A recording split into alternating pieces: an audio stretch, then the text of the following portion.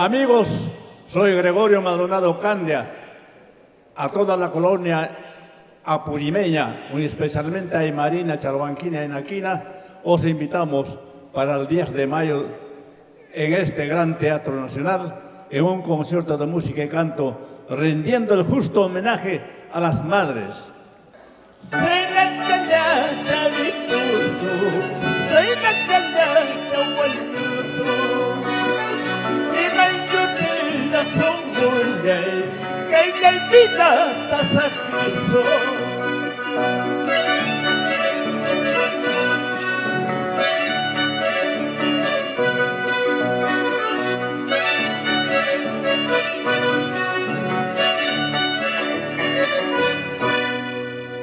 ¡Los esperamos!